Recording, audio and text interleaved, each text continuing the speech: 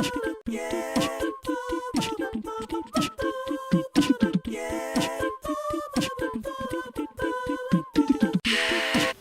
morning and welcome to 99.2 coming at you. I'm Seb, your host for talking about your education. We would like to start this beautiful sunny school morning off with an acknowledgement to country. Talking about your education is being held on the traditional lands of the Wathaurong people, and I wish to acknowledge them as traditional owners. I would also like to pay my respects to their elders, past and present, and the elders from communities who may be listening today. For those new listeners out there, Talking About Your Education is a radio show which focuses on educational dilemmas, issues and experiences. Following on from our previous segment, private versus public schooling, today we will be discussing social issues and factors that shaped our experiences at school.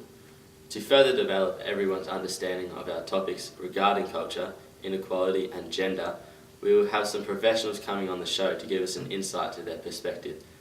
But before we get into that, I would like to tell you a bit about my own personal experiences. This morning, I would like to bring the word gender to your attention. If you are a male, what words do you think of when you hear the word gender?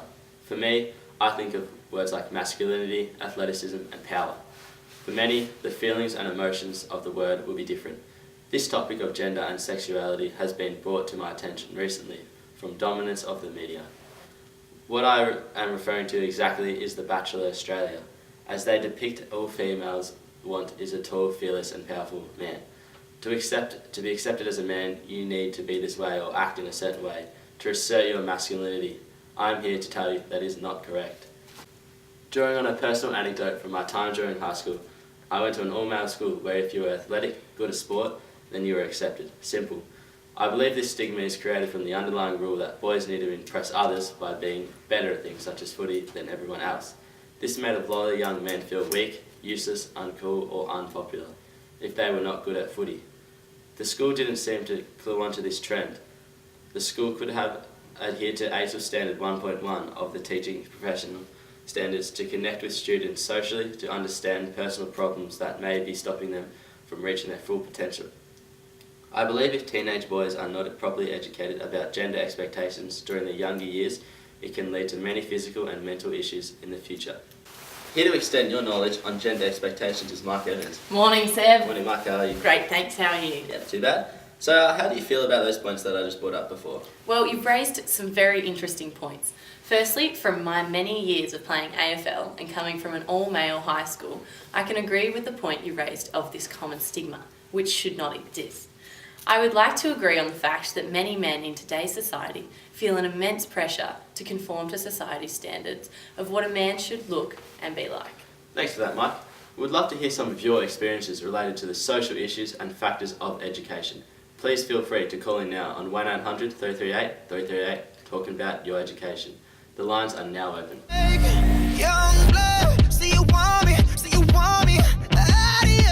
that was 5 Seconds of Summer with Young Blood. Over the break, the lines were going crazy. Here's our first caller, Kiara.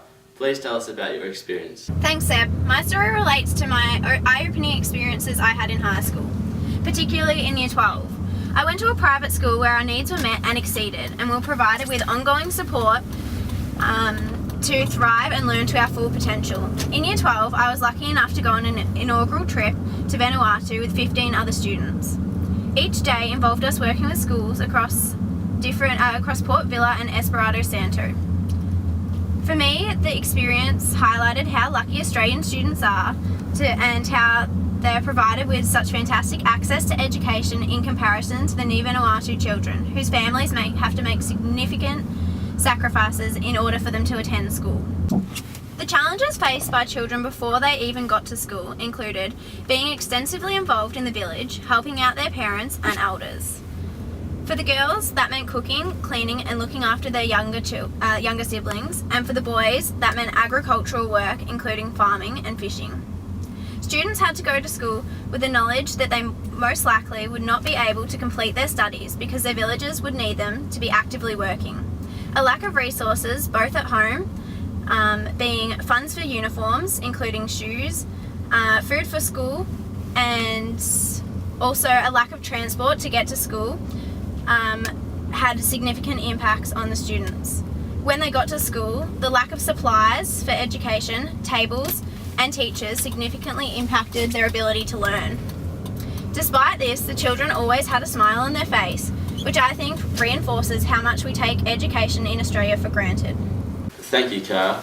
On that note, we have just had Ben White call in to extend his thoughts on the cultural differences in education in relation to socioeconomic status. Hi Seb, pleasure to be back on the show.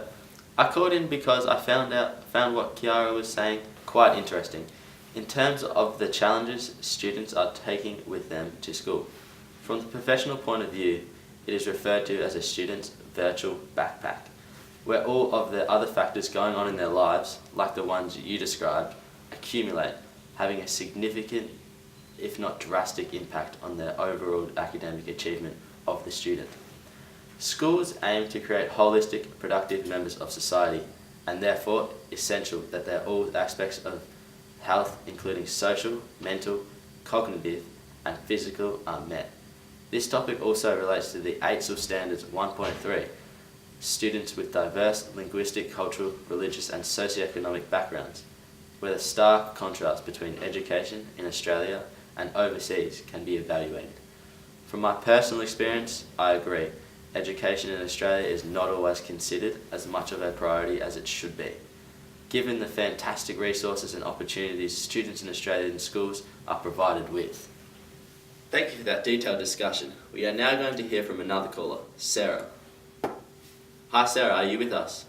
Yes, hi Seb. What social issues have you experienced with shaping your schooling? Well, I grew up in Tasmania, and most people would think I experienced a sheltered childhood, which I guess in some respects is true. However, attending Scotch Oakburn College, I was immersed in culture, which I am so fortunate to have experienced, because I know many schools do not have the opportunity, which creates a barrier between students of different cultures, races, and religions, as they do not feel safe in their school environment to express their true personalities. I attended Scotch from prep to year 12, and internationalism was one of our school ideals, which allowed every student, no matter their culture, race, or religion, to feel accepted and welcomed. Scotch was a very inclusive school, and there were many scholarships for different circumstances to ensure every child had an equal opportunity to attend. The Indigenous population at Scotch Oakburn College has always been very high, around 25% of students. One of our annual events we participated in was NIDOC Week, which allowed these students to share their culture, heritage, and traditions with all of us. This week became one of everyone's favourite events. The whole school came together and participated in Indigenous Australian ceremonies, dances, workshops, and so much more. I believe this shaped my experience at school for the better. Being at such a welcoming and culturally diverse school introduced me to many new experiences and opportunities that I may not have encountered at another school. Well, thank you for sharing that with us, Sarah. We have just received a phone call from Bernadette Atkinson, an expert from the Australian Professional Standards for Teachers. Hi Bernadette, are you able to elaborate on the importance of respecting and including different cultures? Hi Seb, I'd love to. The ETP standards are an important learning tool for teachers to know their students and how they'll learn. Both Teaching Standard 1.3 and 1.4 discuss strategies and approaches on how to teach students from diverse linguistic, cultural, religious and socioeconomic backgrounds, along with Aboriginal and Torres Strait Islander students. It sounds as though Sarah experienced a school that believed in sharing and involving cultures and religions, which is a fantastic life lesson that all the students and teachers have gained. The children graduating from Scotch Oakburn will be culturally aware, and the students with diverse cultures, races and religions will have excelled in such a welcoming environment. Indeed. Thank you so much for your insight, Bernadette. What an assortment of experience had by our listeners. We loved hearing from you. Thank you for calling and sharing your stories. But that's all we have time for today. We hope we have made your Monday morning that little bit more enjoyable. Next week, we will be discussing power and hierarchy in education. Catch us then at 7:30 a.m. next Monday morning on 99.2.